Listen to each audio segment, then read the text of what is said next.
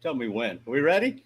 We're good, Hey, man. guys, welcome back to another edition of the Dan Gets Rich Endurance Sports Podcast. Today is Tuesday, June the 14th, and this is episode number 6 of season number 4, I'm guessing. I think. I don't know that. That's correct. Is it really?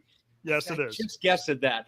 Hey, please follow us on our social medias at Dan Gets Rich on the Instagram and the Facebook. And please hit that subscribe button on whatever platform you consume your podcast. My name is Richie Parks, and I'm here with the Danimal himself, Daniel King Dan Cole. What's happening, Daniel?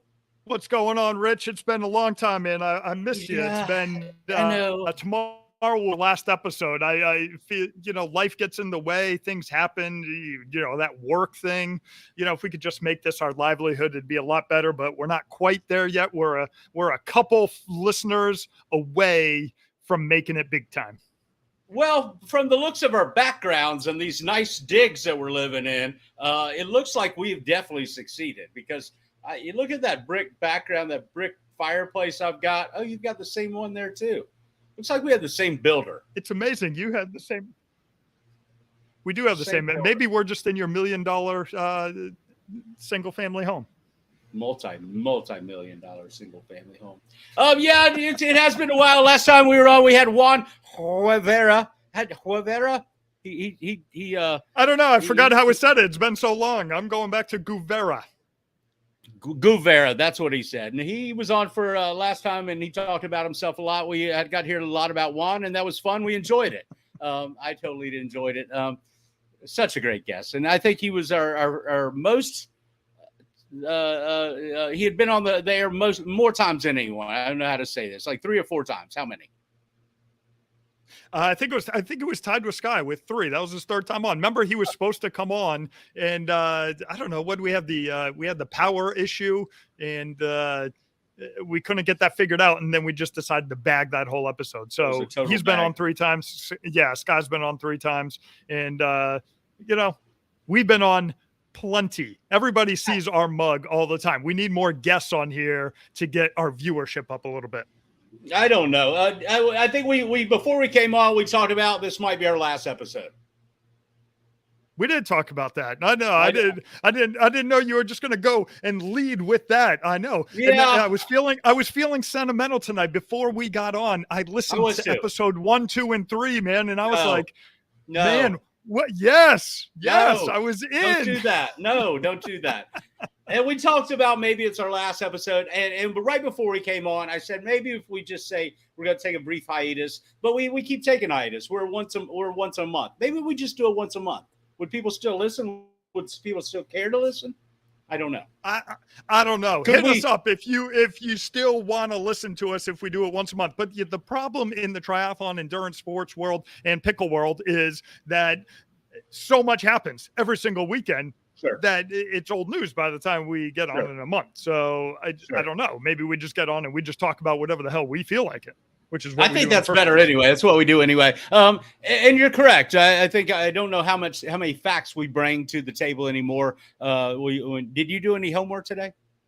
I did a little bit of homework because I thought this was going to be our last episode. And not only was it that, and we were going to be saving trees because I was no longer giving you pages and pages and pages of notes, but I did write down a few nuggets of information for us to take a look at just in case it was our final episode.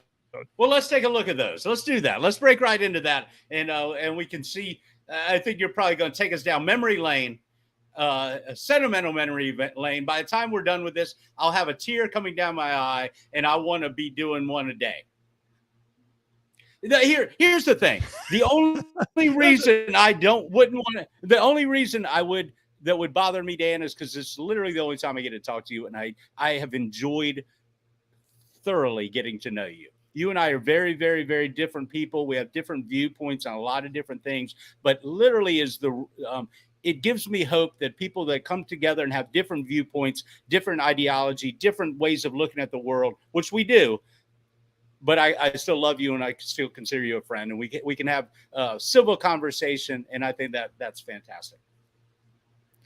I think it's called respect, empathy, and like you said, friendship. So if everybody takes those and goes out and practices that in their daily life, I think we could save the world. Place. We could save the world. You and me, we could save the world. We just did. Just do what we tell you to do, and boom. Yes, yes, that's really the truth. If you listen to me, listen to Dan, you'll be a much better person. The world will be a better place. We'll all get along together. So the only reason that would bother me to stop doing this, obviously I'm not doing triathlon anymore. I play pickleball. It's not a secret. I just got in. That's why my face is so red. I think it's 4,000 degrees outside right now. And I played 2 hours of pickleball. Did you play inside or outside? It matters. It's 1,000 degrees no matter where you go. Yeah, we played outside today. It was so hot. I mean, it's just so hot. If you're out training, doing anything outside, hydrate, get your liquid IV. Well, I don't even know. Who's our sponsor? Do we have a sponsor? No, we don't have a hydration. We've lost all sponsors now. We don't even have any sponsors anymore. Whatever you want. I'm drinking a Body Armor Light coconut flavored, so that can be our sponsor for today. Is that good? Where'd you go? Dan's gone. All right, we lost Dan. It's so good. If you've never had the coconut flavor, no, I'm here. I highly recommend. If you haven't tried the coconut flavor, go do it. Okay. I don't like coconut. Not a fan. They have a kiwi. They have a kiwi strawberry one that is very good as well. I think I would like that. I'll do that one. I'll try that one. So Body Armor. Thank you. Thank you for sponsoring the last episode of the Dan Gets Rich podcast. Thank you very much. Do you know it was December of 2018, Rich, that you at our Christmas party that you came and said, "Want to do a podcast? You want to do a podcast?" That seems like. And I said, "I guess so. Just figure out how to do it. I'll be in." You figure it out. Let me know. Is what you said. That was a long time ago, man. That was figure it out, let me know. And you did all the background work, what platforms to get on, and we had some hiccups with that, and we had some hiccups. What was the other one we were on that was dog shit before the this one? We were on shit, I can't even remember what we were on. I can't either. It was so bad. I've lost all memory of it. But it was miserable having to piece together every single one of our episodes. You would have your own voiceover. I'd have mine. And if anything happened in the midst of of our podcast, then I would have to piece it together, and it could take 3 to 4 hours for me. And to be honest, I really wasn't excited about that. So I'm so happy that we have StreamYard. But the one thing that's been consistent in the wrong way, Buzzsprout has been consistent the entire way as our hosting platform. Kudos to Buzzsprout. Yeah, Buzzsprout. No, since we've been on StreamYard, I don't think there's been a problem. It's kind of seamless. It's seamless. It is seamless. You do a lot of the back of the house stuff. I just show up. I'm the talent. I get on the air, I talk, and that's where we go from there. But you do all that kind of stuff, and I don't think you've had a problem with that. And Buzzsprout, who's here in Jacksonville, they didn't invite us to Podfest this year, so I'm kind of bitter. Back when we were, one of their first clients, they invited us to Podfest. Now they're too big. They don't have any time for us. As our guests. I know. And we met some great people at Podfest. Who is the van life people? They were pretty fun that we met at Podfest. We did a lot of bowling there. We got in fights with UPS one year, trying to get uniforms in. So we've had a lot of memories there. I still got the picture that showed up the other day. I was scrolling through my pictures, and where I laid down on the bowling alley, and you had the ball, and you were you hit me right. You were going to take out my 10 pin. You took a 12-pound bowling ball right to the 10 pin, or as Guy likes to call the 4 pin. Sorry, dude. It's all right. It's the 4 pin. 4 pin corner pocket. Yeah, that was fun. That was good times. I do wonder what happened to the van life people. Because they were. they were kind of a shit show there too. I just kind of think they were a train wreck. I hope they're doing well. They were a train. They had no clue what they were doing. She would randomly drive around and do a podcast from her van. I don't even know what they talked about. I listened to like 10 minutes of their first episode, and I'm like, I'm out. I listened to a few of them. I thought it was pretty funny. She had financed their wrecked van. Remember, it was like wrecked in the front, and she had payments on it. It's like, oh geez, just not gonna, they didn't have jobs, and her boyfriend was like 14 years older than her and just hanging on. I'll never forget, they showed us their van and they had a toilet that they had made, that they would just sit in the van and go to the bathroom, literally right next to the bed. What the hell was that? Like, I don't know. I don't want to live like that ever. And they'd both be in the van at the same time. You're like, hey, how you doing? What are you doing? You know what I'm doing. You can see me. You can see me. You're right there. The van life people. Yeah, Hand me the Charmin. Hand me the Charmin. That was good times. Good times. Good. No, that was a lot of fun. We had then we went out to Arizona. Man, we had a lot of fun out there. Out at the USAT event out there a couple years ago, right before COVID happened. Right before I can't. Well, I think Podfest was right before the COVID. It was, and then that was when the whole. I remember that's when the whole Eric Burns thing started. Yeah, we were down in Orlando. We were like, oh, I don't think this might not happen. There's some shit going on, and then the week after Podfest, there was nothing going on. No, that was the end of everything. But that was our introduction to listening to Eric Burns. Eric Burns. My name's Eric Burns. Oh, I'm gonna take you through my entire life story. When I was 4, I hit balls into the net. My dad made a pitching machine out of a cotton turbine or something. And then when I was 5, I hit some more. When I was 5, I took ground balls all day, sun up to sundown. Then when I was 6, I did the same. And then you sent me a picture. Now he's a Savannah Banana, and now he's the manager of the Savannah Bananas. We need to go. We talked about going up there and heckling them. I don't think it's up there. I don't think they play in Savannah.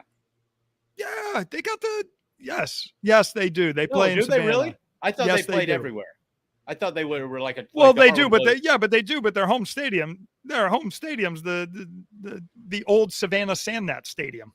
Okay, so that's the real thing. They have a home base. They play a season there. They entertain nightly or weekly or daily. I don't know. Yeah, no, I think they it's like an independent. So I think they play like 130 games. So it's a little bit shorter season there, but Savannah Bananas are known for doing a lot of weird things. Their owner is all into entertaining and not really so much product on the field. So I think they do one night where an inning where the fans get to choose what pitches or what they're doing or the lineups, things like that. It's kind of crazy, some of the things that they do, but they pack out that stadium. So we should go up there and give them hell one night. So what's the date right now? What is the date? It's June 14th. Okay, are you looking up the schedule 14th? For the Bananas? Yeah, they're playing tomorrow against the Florence Flamingos, and it's sold out. They're playing Friday against the Lexington Blowfish, sold out. Playing next Tuesday against the Lexington Blowfish, sold out. Dude, they're sold out all month. Every game.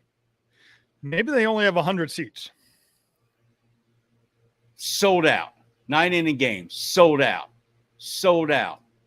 How many seats they have in this place, man? Savannah Bananas. Huh. traditional 9-inning games and they have banana ball games. I don't know, man, but they're doing something right there. Yes, they are. You would think that there's nothing else going on in Savannah. Savannah's a nice town. Come on. I know it is. That's what I'm saying. There's a lot of other things to do for them to sell out. Oh, all I these got games. you. It's pretty crazy. Hey, remember when we started? Wait, Dan. I'm not done here. I'm not done. All through July, every home game sold out. Every game is sold out. All through July. We got to continue on. I'm going back. I'm going to August.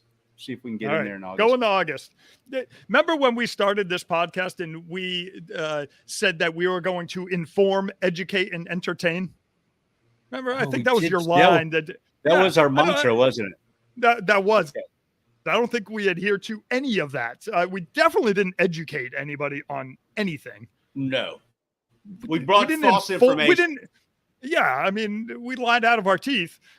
We might have informed some people on some local events or things like that, but I don't know. I mean, hopefully we entertain somebody at some point. I don't know. Maybe that's our only hope. Out of the three things that we said we were going to do, I think we're in the Hall of Fame. We're batting 333 right now. We got one of them. What did we say? Inform, educate, and entertain. That was our thing. Huh? That was our tagline. That was our thing. Who came up with that? You did, I think. I did? I think so. I'm giving you credit for it because I was trying to go back and look. You know, it was funny. I went back and looked at as I was listening to our first episode, and I looked at that. Oh, it wasn't as bad as I remember it being. So it was. The worst part about it was that we were doing it through Skype. That was the issue. Yeah, it sounded like dog shit. You sounded fine. I sounded like dog shit. Yeah, I've always sounded fine. I've got that part down. Yeah, throughout this, I've had multiple times where I do not sound good at all. And I mean, you definitely have the voice. You definitely got the voice. Anyway, come on. So wait. I'm getting information right now that the Savannah Bananas have 51,000 people long wait list to go to see games. I don't know what that's based on. Is that per game 51,000? Is that overall? Is that I don't understand. And I'm getting that's a made up number. Got a fact checker. It's right here on my phone. It can't be made up. It says it right there. 51,000. I don't know where this information is coming from. I don't know where it is. They are a successful team. So I will give them that. I find it hard to believe that there's 51,000 people waiting to get a ticket to the Savannah Banana. That's what it says, Dan. 51. I just told you I went through August, all the way through August. They're sold out every game. Think we can scalp tickets? Think we could call Eric Burns? Be like, Eric Burns, I'll beat you in a running race if you give me some tickets. No, I don't think you can beat Eric Burns in a running race. He looks fast. I think he wears a dress now. As a manager, I think he wears a dress. He might have to. He might have to. The owner might be like, "Hey, you're going to wear a dress. You're going to wear a wig, some makeup, maybe." Yeah. He would do Eric Burns is all in. No, Eric Burns would kill me in like the 40-yard dash, 100-yard dash. I don't know what he runs. I might have a chance in a mile against him. Maybe. I don't know. You think? I don't know. He would definitely beat me in arm wrestling, though. I don't think so. You've got leverage. You've got that long kind of whatever that bone is right there is long, and you get that leverage. You know what I mean? It's like that is long. That's, pendulum. Right. Pendulum. 10 pin. It's the 10 pin. The 10 pin. Hey, there was a lot that has gone on. I know it's as we alluded to. It's been a month since we've gone. Clarification for the 51,000. Yes, there we go. What has happened? You have someone doing research for you now? My crack research team is downstairs doing research. You are calling upstairs to downstairs. Yeah. Oh, yeah, okay. I'm actually, it looks like, so I'm calling down to the basement from what we're looking at here. Well, you have a nice fire going because it's 115 degrees. Do you think there's any place in America right now that is hotter than freaking Florida? Did you see next week? we're on fire right now. I mean, the Next water Wednesday and levels, there's like Thursday. no water anymore. I don't know. What did the real field temperature today was like 111. So what's it, 120? Next Wednesday, Thursday, my little app on my phone, because that's where you get your weather from. It all 3 days were 100 degrees. Wednesday, Thursday, and Friday. Right, the actual temperature. So the real field was going to be 115. 1 million. Plus. Yeah, 1 million. 1 million. 1 million. I like it. How does that bode for? Well, let's talk about triathlon for a while. How does that bode for the people that are training for maybe like a full Ironman coming up in the fall? You're running on the treadmill inside a gym somewhere because treadmill running, because you're not going to do it outside at all. I've been running a couple times outside just because I want to try to heat acclimate out there, and I can run. So the crappy thing about running outside is you feel good for the first 20-25 minutes. You feel okay. And so if you're running and out and back, as soon as you turn around, you're like, it's not too bad. And then like 2 minutes later, you're like, I'm dead. And then you got 3 miles to get home. Either that or I gotta call a taxi or an Uber to get home. Yeah, that's the problem. I'm good right now running outside. I think I ran for 45 minutes the other day, and it was hard. I think I drank about 30 ounces of water, 3,000 milligrams of sodium of element in that, and it's brutal. I don't know if you're training for a full. God bless you. Because there are some people, maybe like in this household, that are doing that. Yeah, it's good that Janine weighs 90 pounds. Yeah, I don't know how she. You 107. I'm calling BS on that. Dan says that's bullshit. He says lighter. She said, "Oh." her response was, "Oh, that's so sweet." Yeah, I don't know. I know we have a bunch of people doing Chattanooga, some people doing Florida later this year. I mean, hydrate. That's all you can do out there. You can go. I mean, I think right now you're just kind of grinding it out, building some base, and I wouldn't be going all out right now because you're not going to last. So it's man, I don't know. But then again, I mean, I guess you look at it, Chattanooga could be really hot. So could be very hot, right? Yeah, I mean, there was, I DNF'd when it was really hot out there. You did? Hell yeah. I suck in the heat. You know that. But so what are you training for? You said you're out running. What are you training for? Anything in particular, or are you just out training? Well, I like to drink beer right now, and so I need to run. Like right now, or just in general? In general, I wish I had a beer right now, but I don't. Well, with the looks of your house back there, it looks like you should have a butler that could bring you one. I should. Ring a bell. You got to ring a bell. I need to ring a bell. I've kind of let myself go. Look at I got my facial hairs going. It's almost catching up to you. White as mine. Jeez, look at that. It's ridiculous, isn't it? Can you see that? It's getting there, right across there, Richie. It's not looking very good. Goodness gracious. Yeah, I don't know. It's a little unkempt right now, and I don't know. I was so nervous. You know what? The funny thing is, I was watching the Celtics game the other day, and I didn't even notice it. And I was just scratching this beard, and I thought I had I thought I had something under the skin, so I just kept scratching it. All of a sudden, I woke up the next day during the game. I must have been doing it all game. My skin was so I scratched all the skin off my chin. Or it was raw. It was raw. I was like, "What the hell did I do?" Was it from watching the game and being nervous? Was it you were just kind of like a I did like a meth head or like a meth head or something? I was doing it like this, and during the game I didn't even realize what I was doing, but apparently I had scratched all the skin off my face. Interesting. Yeah. It was face off. Anyway, Hmm. well, Thursday night, hopefully the Celtics can make it to Game 7. We'll see. It's been a up and down road. But one thing I know you had no interest in, and I had some interest in, the sub-7, sub-8 project. And Okay.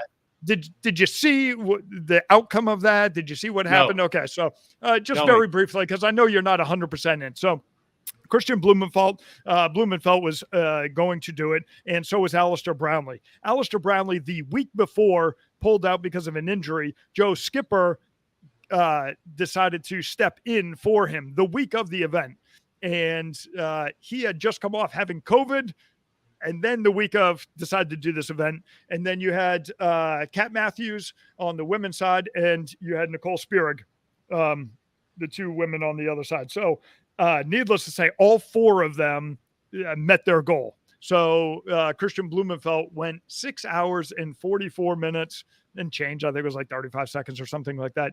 Joe Skipper, who I think was 100% more impressive, went 6:47 and some change, 35:50, whatever it was. So he was 3 minutes behind Christian Blumenfeld, who had been training for this, obviously come off the Ironman World Championship. You know, he's had as we've talked about, probably one of the greatest 15 months any triathlete can ever have across all kinds of distances. Olympic champion, 70.3 champion, Ironman world record holder, world champion, and now this. But Joe Skipper to finish 3 minutes behind, just jumping in the week of.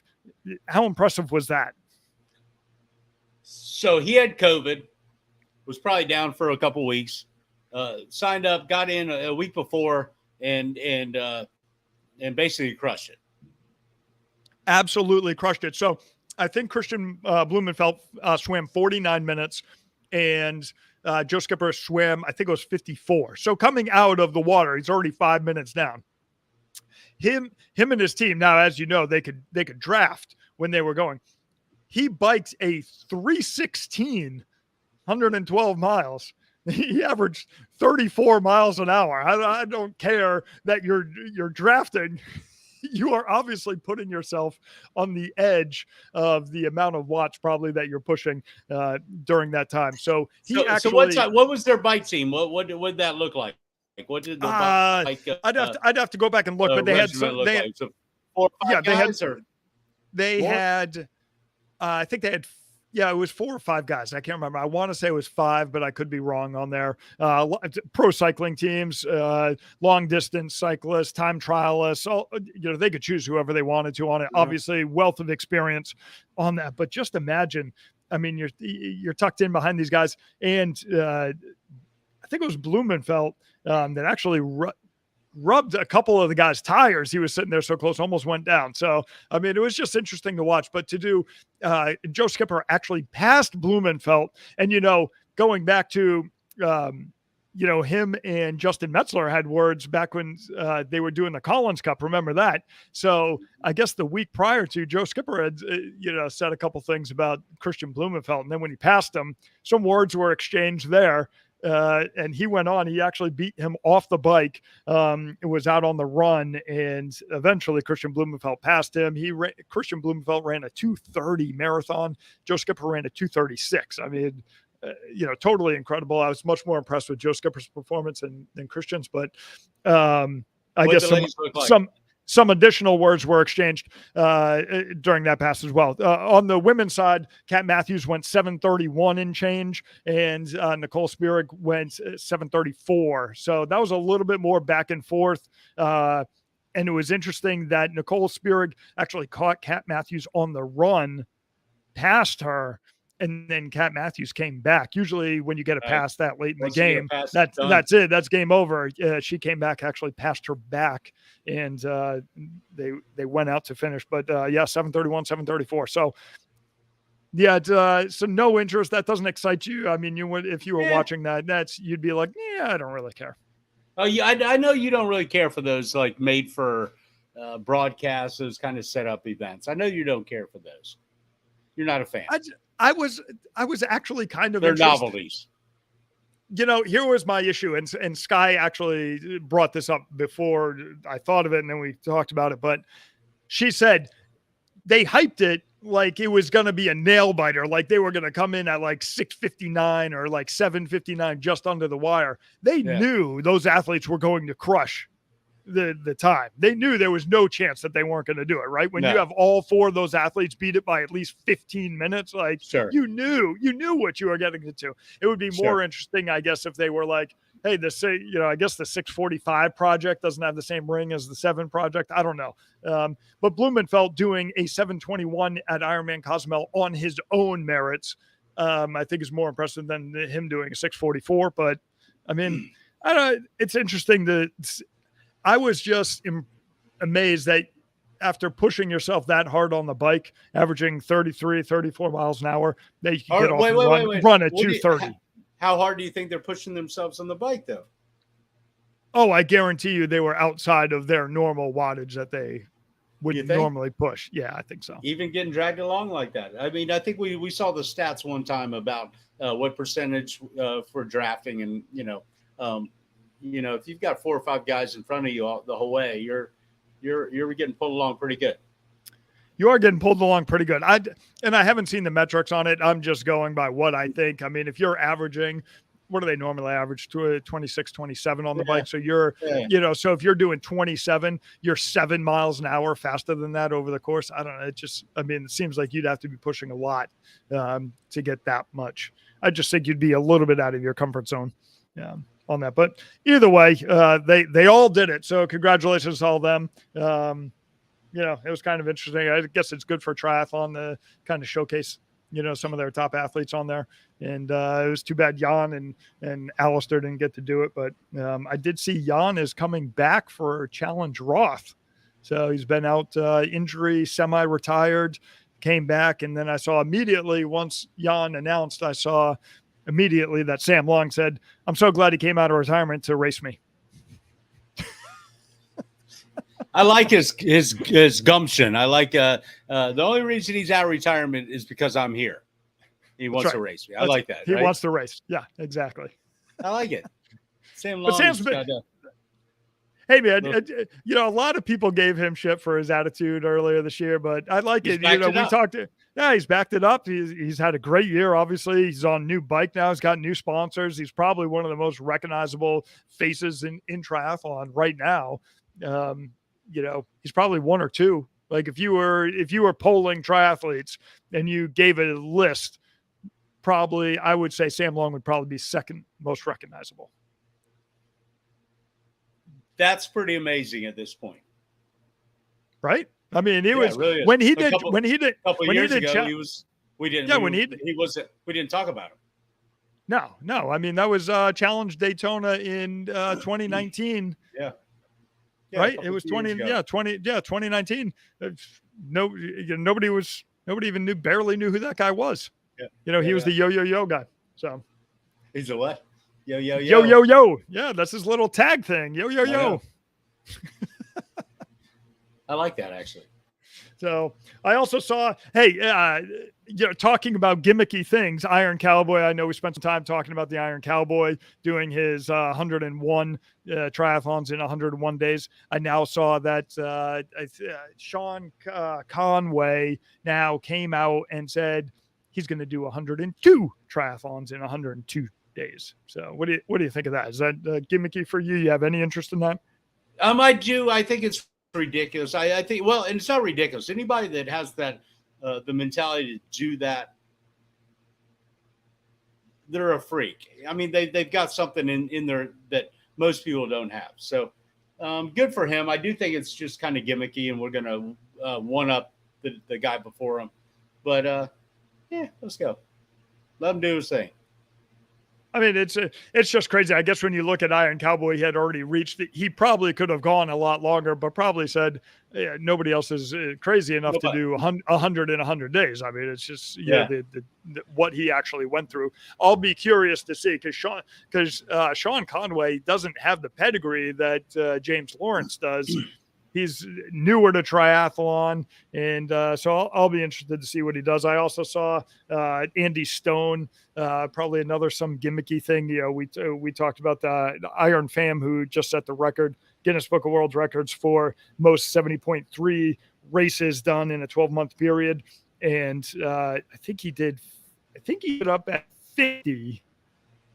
And this guy, Andy Stone, was trying to do 70.3s in 70 days. Obviously not races like Sam had to figure out, but I don't know, kind of gimmicky as well, I guess, if you're doing that. But I guess he was an alcoholic. He had narcotic problems, and so he decided he needed something to focus on, and this was it. I assure you, there's probably some other things I'm focusing on if I'm doing that. I kind of get that. People that have dependency problems, people that have kind of addictions, they're all or nothing people. And so I can see that if somebody was like, well, I'm going to go from this kind of addiction to this addiction, his new addiction is running a bunch of 70.3s or whatever he's doing. Yeah, I mean, obviously that's a healthier addiction. Yeah, maybe not. He might drop dead racing, I don't know. So I was reading the article, and he said I every day I would do 12 pints of Stella and one thing of Charlie. I guess that's a nickname for cocaine. I guess something like that. I'm not really into that world, but I don't know. I'm not familiar with that. But no, I don't know. 12 Stellas and a Charlie, please. I don't know what that means. I understand the 12 Stellas. I got that. I don't know the Charlie. So I don't know the Charlie. But people sometimes substitute one thing for another, and they go all out. So like you said, probably a better addiction. Much better addiction. Also, Des Moines. I know when I went, it was funny. I was listening to our first episode, and one of your 3 questions was your favorite race, and I had mentioned Coeur d'Alene and Des Moines, Iowa. And Des Moines, Iowa just happened this past weekend. The full that they had. So Coeur d'Alene was last year. Remember, they're doing on a rotating basis. Well, I just saw that Ironman was so happy with the way that Iowa did it out there, and the hospitality that they rolled out the red carpet. They just signed a new 3-year agreement with them. So good on Des Moines for getting that done. So a good showing for Des Moines. They're back 3 more years. Hey, is Ironman up to full schedule now?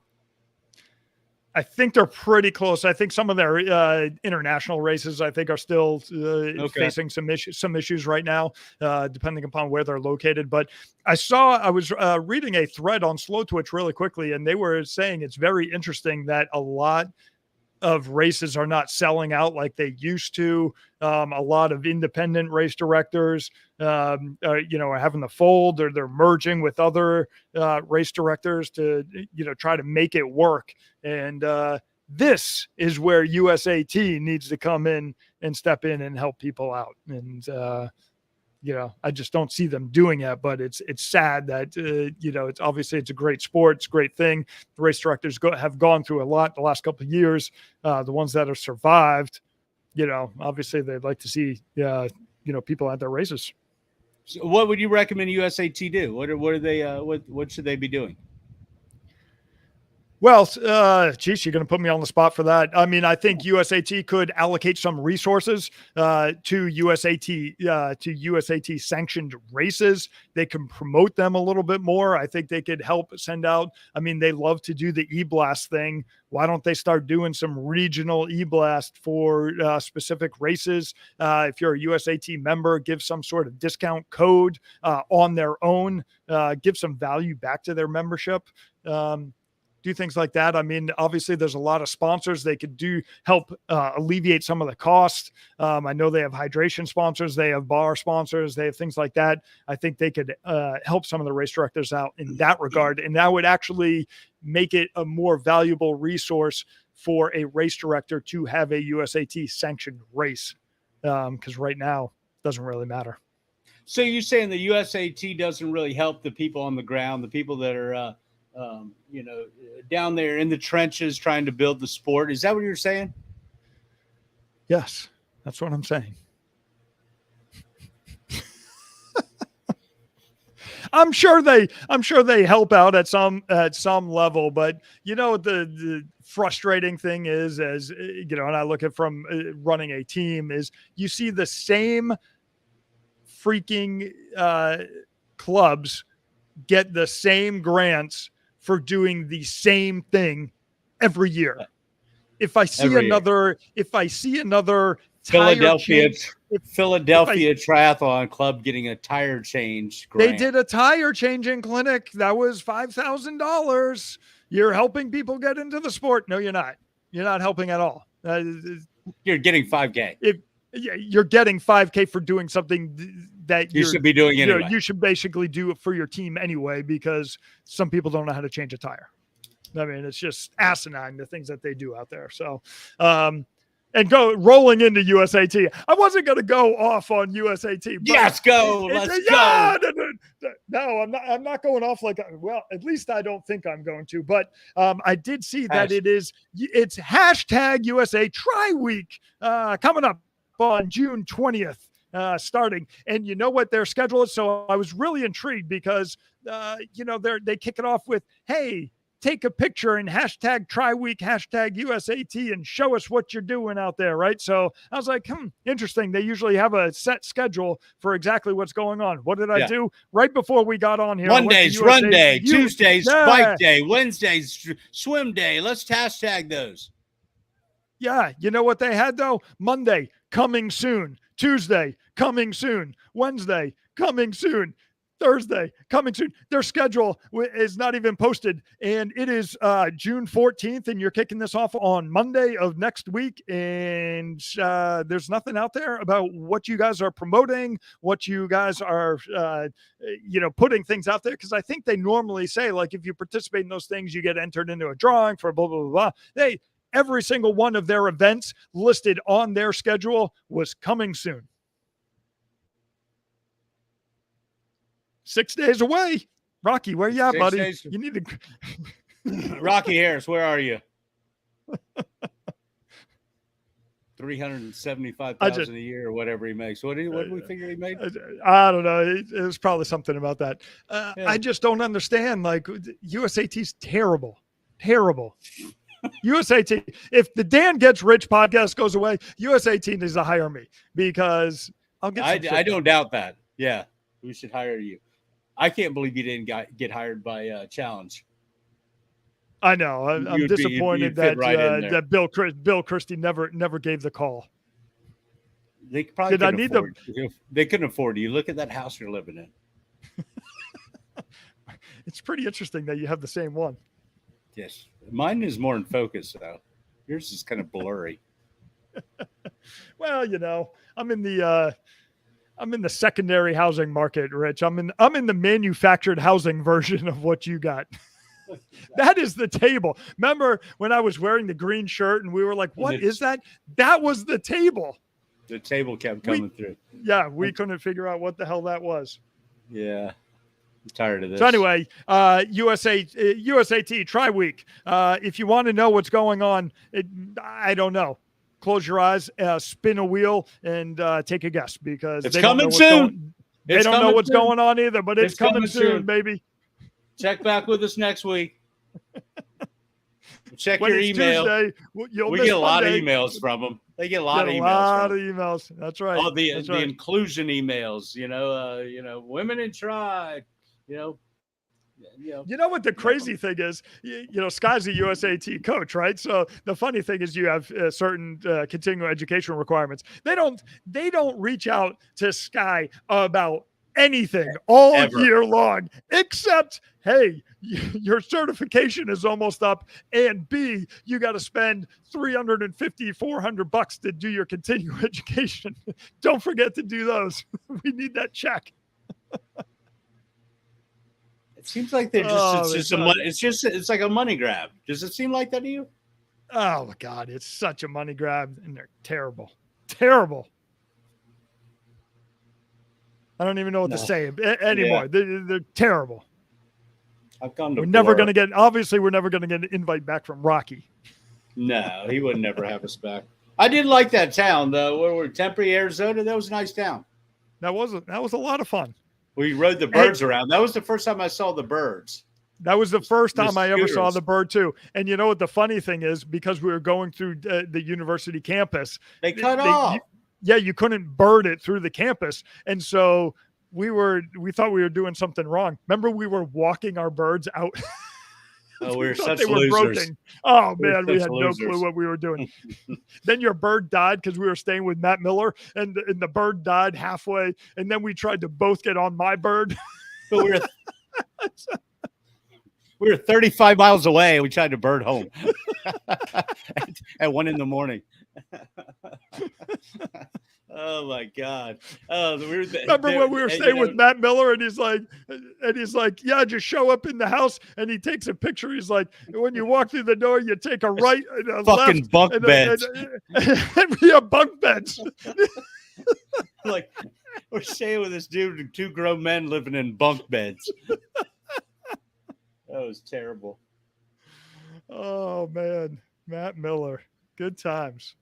Is he still? What's he still? He's not selling salt still, is he?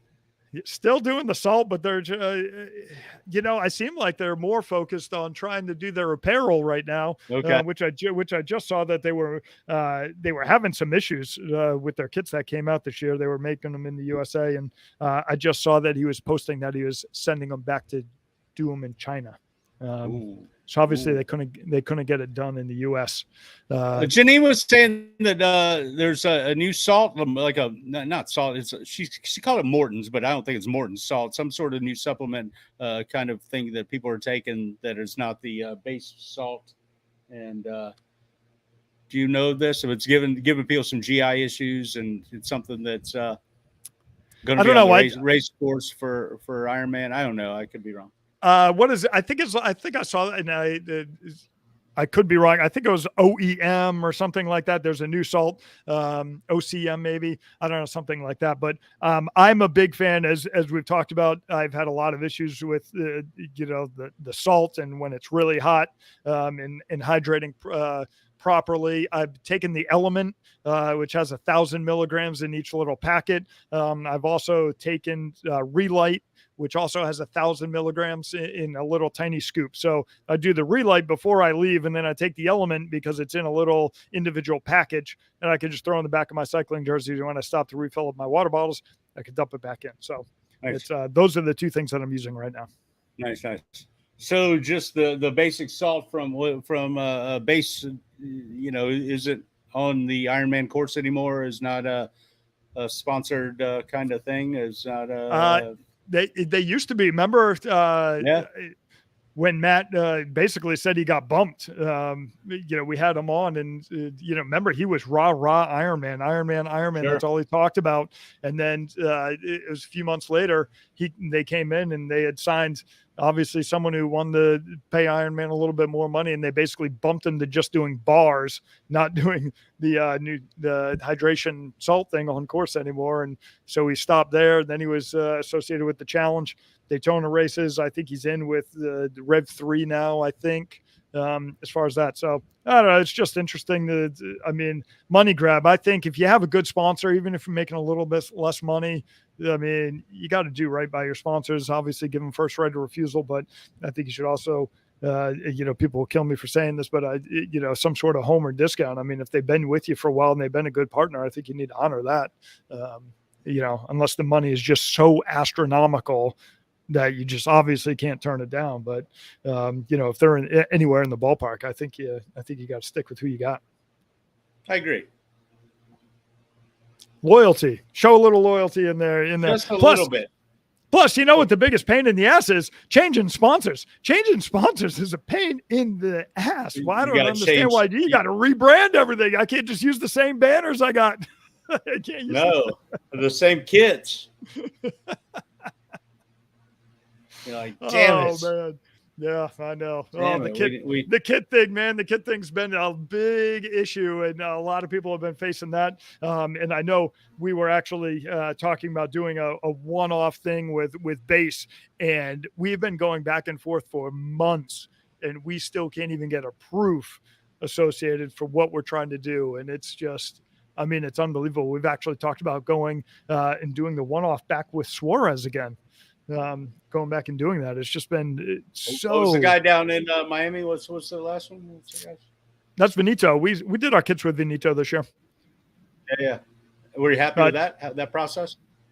Yeah, no, that process is great. The kids came in nice and easy. They shipped it straight down to Miami and then shipped it up to us. Yeah, I mean they're great to work with. I wasn't a big fan of the price increase that they had, which was basically 150% price increase. But I guess those are the sign. Those are the sign of the times. No money for Stellar. We literally, I think, with our shipping costs, lost money on ordering uniforms this year. I mean, it's just, it's just one of those things. It's, but I think everybody's doing it. Yeah, but I know you guys as a team, you guys have always been hesitant to raise your prices, and you're very conscious of how it'll affect people and what they've got to pay. But at some point in time, when the prices are getting increased on you, and you're not here to cover the cost of everybody's kit. No, and we don't. I mean, if I break even on the kits, I'm happy. Just shipping was a little bit more than I thought it was going to be this year, but I mean, it is what it's not like. What is shipping costs? What's shipping cost? Tell me what shipping cost. Tell me what it was. I think tell me what it was. I want to say we probably paid about $350, $400 maybe on shipping. Oh, I thought you were going to say $1,500. No. I was overshooting this one. About $300. No, it was a lot more. It was a lot less dealing with Benito. It was a lot more when we did it with Suarez. Just because I mean, all the hoops we had to jump through customs to get that stuff here. It's always nicer to have when they can ship it from Italy directly to Benito store, and then Benito ships it directly to us, which is obviously a lot better. But yeah, I mean, it's it is what it is. But I mean, everybody's facing that stuff. I mean, when you drive by car lots, when you drive by, bike shops, I mean, try getting a bike. I mean, Sky waited, a year to get her bike. I mean, it's just absolutely ridiculous that we can't get certain things in here. Dan, truer words have never been spoken. It is ridiculous. I mean, it's just, obviously it's tough on everybody in every walk, but, with people trying to run race teams, because obviously kits are probably the biggest stressor for every single person that runs a team out there, trying to get those in, trying to get the sizing correct. I mean, we had Benito last year and this year, and the sizing was different, because they used a different material this year, and there was, they said it was going to be the same. It's not. Then we've had some people it's that's the way it goes. That's one of the most stressful things.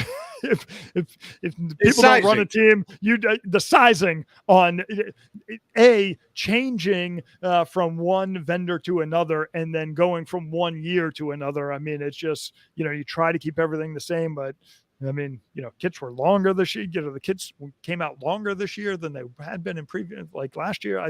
I don't know. It's but again, I mean, it's, we talked about Matt Miller. Matt Miller's facing that. Zoot faces the same thing. I mean, all those apparel companies. How many kits is Matt ordering, do you think, for base? What do you think? Man, they probably have. They do the online store before, so they know they're ordering exactly what is ordered. They're not making any extras. So gotcha. We do the guessing game. We guess, and we know some sizes are going to be wrong, so we order additional kits just to cover. Hopefully, it's not too many issues that we have. So we always try to order a few extra, and then we fire sale those off at the end of the year. Gotcha. It's always a fire sale. But they're in Sky's garage right now, aren't they? Probably. Stacked up in the corner over there. That one stacked corner. Stacked in the corner. Yes, exactly. So, it's no sour grapes. Everything on the team. It's been a weird year this year. It's and people say this all the time. Like you put on certain events. We always have events going on every single week, and people aren't showing up to events. They're doing things on their own. They're riding in their garage. They don't want to be out on the road. It's just kind of a weird year. And I've talked to other race teams, and they say the same thing. Like, it's a weird dynamic. But then I did Buoys and Brews this past Sunday, and there was like 40 people that showed up. Awesome. It's one of those things.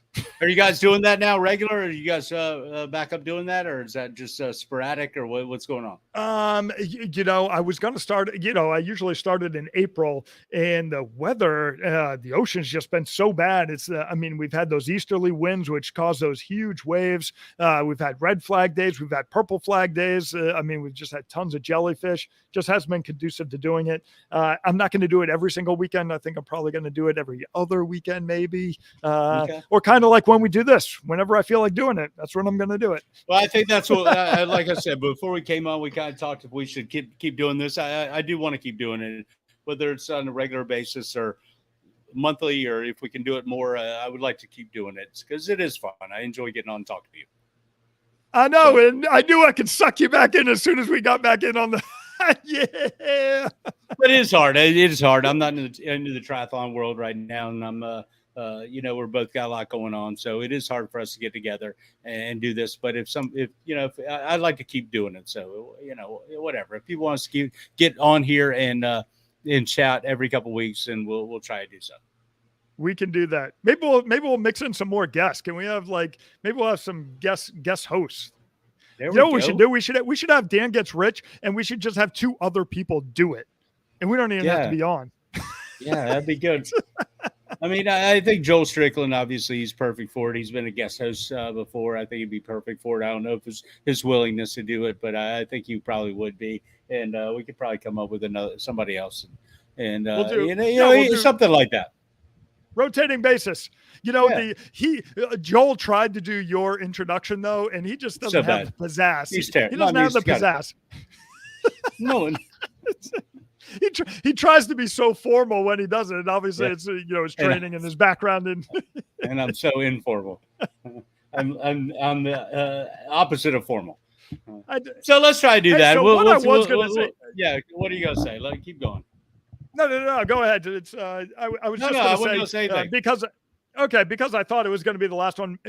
January 22nd in 2019 was the first episode that we ever did, and since then, Rich, and I did this because I wasn't sure whether this was sayonara. We were going to hug and cry and do all those things on the radio. We have been aired in 35 different countries. Nice. Since we've been on. And within the U.S., we have been in 731 different cities. 731 cities. So I'm going to give a quick shout out to some of our the countries that our viewership is most in. Tell me if you're surprised by any of these. Germany, outside of the U.S., Germany number 1, Israel number 2, UK number 3, Canada 4, Australia 5, Russia 6, India 7, Sweden 8, and Brazil 9. Yeah, I did. The Germany obviously doesn't surprise me. I kind of thought Canada would be coming a little stronger than that, but Germany doesn't surprise me. It's a triathlon mecca for I think I could see that. Israel number 2 though, that definitely shocked me. I've got a big Christian following. All right. And then in our cities, some of our 731 cities. 731 cities. And I'm going to list it. Obviously, I'm taking Jacksonville, Atlantic Beach, Orlando, and Port Orange out of there just because we have a larger contingency here. So they're forced to listen to us. They don't have a choice. But outside of there, Atlanta was number 1. Okay. Then we had Columbus, Ohio, 2. Hialeah Gardens, Florida, 3. Amesbury, Mass, number 4. So thanks for That's listening. Your mom. You must have listened. You must have listened to a lot of episodes over and over and over. Then we had Fredericksburg, Virginia, Portland, Oregon, Huff, Ohio, Colliersville, Tennessee. Oh, that's our friend in Colliersville. Yeah. Yep. I got my start in there. Charlotte, North Carolina, Bronx, New York, Hovenwald, Tennessee, Washington, Virginia, Scottsdale, Arizona, Emmaus, Pennsylvania, Rochester, Minnesota, San Jose, California, Tyler and Dallas, Texas, and I can't even read my own writing. Sand Springs, Oklahoma. Rounded out there. Awesome. Those awesome. were our top. Yeah. So they were, and I only listed those because they were a lot higher than some of the others. We get some onesies, twosies in some of the other places, but I was thoroughly 731 cities, man. That's a lot. I don't know how people find us. We don't do any social media. No, I always say let's do us on follow us on Instagram and the Facebook machine, and we don't do anything on either. So I don't even know why I've kept saying that, because it's habit. Oh, it's habit. Oh, I'm going to shoot on Instagram. Wait, they haven't posted in 4 years. Well, I think that's you're supposed to. So I figured that one day we would. We did try to hire. What's her name? Who did we try to hire? We had somebody that was trying to do their Instagram for a minute. Yeah, unfortunately, free isn't the tops of the priority list for people. No. When you pay people $0, you get exactly $0. I think we could probably find Chris Wyatt, who's big into social media. We should reach out to him and say, what can we don't want to spend a lot of time doing it. What do we need to do to get a couple of people to follow us? Because we're this close to I'll give him a shirt. I'll give him a shirt. Oh, you'll give him a shirt? Sweet. All right. I got a couple of shirts I could probably give him too. I think we did. You know what I found really quickly before we go and into 3 questions. I found my blue and yellow shorts, Stellar shorts from like 5 years ago. Nice. I pulled them out of a bin the other day. I was like, I didn't even think these things still existed anymore. I was. Do they still fit? I know you put on some weight. Oh, dude, I'm a chunky monkey right now. Of course, they're tight. They're little nut huggers on right now. Well, that's in these days. All the kids wearing the tight little shorts, man. That's in these days. I just don't want to be facing the wind. No, the wind. It's the wind. It's the wind. Makes me look better. That was that Hannah Park race with the Coleman and Bachman. And they were taking pictures, and the wind was blowing his shirt. He looked like he was so fat. It looked like Santa Claus. He did. All right. Hey, you got 3 questions, Richie? I have 0 questions. All right, I'm going to fire them off. I'm going to fire 3 questions off to you then. These are kind of random. I know you like to couple yours. I'm not going to couple them. There was the Ross Edgley holds the record for the longest staged sea swim. How far do you think he swam? And I'll give you a hint. He did it over 157 days. How many miles do you think he swam?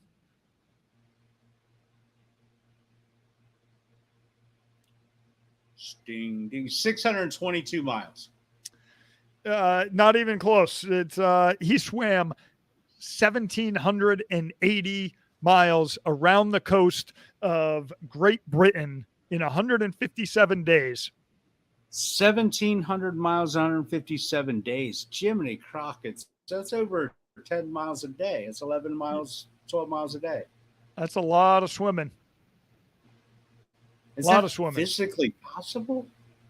It is for that guy. Although he did say he was getting, he listed this thing. He called it sea tongue. He was getting tired? No, he said his tongue swelled up and he couldn't even swallow anything, could he? No, he was saying his tongue was getting like so raw or whatever from the water that like chunks of his tongue were falling off. Ugh. I'm like, I'm good. I'd probably call it a day at that point. Yeah, once you get sea tongue. Once you get sea tongue, you're done. I'm out. Sea tongue, I'm out. All right. When chunks of tongue starts falling off when you're breathing. That's disgusting. All right. Number two, Rich, and I bring this back because Sky and I had this conversation one night. One of the most exciting things when I was younger was 1 year I got Encyclopedia Britannica 1 year in my house. And, you know, back when we were growing up, you were like, that was a big status thing. Oh, you got encyclopedias on the wall. You're rich. You're rich. You're living it up. So 1 year we got Encyclopedia Britannica and nice. I was fired up. That was probably the probably the best thing that happened to me that entire year. I can't remember what year it was that we got it, but I was so pretty you excited. started in A and started reading through it. Yeah, I was young enough where I wasn't looking through reading everything, but I was looking. I mean, I spent a lot of time in the Encyclopedia Britannica. So, Nice. do you think? Question one: do they still print Encyclopedia Britannica? In a print form, no. I bet they actually do, but it's not sold. They do not do. They only do the online version. When do you think when do you think they stopped doing the print version of Encyclopedia Britannica? 2009.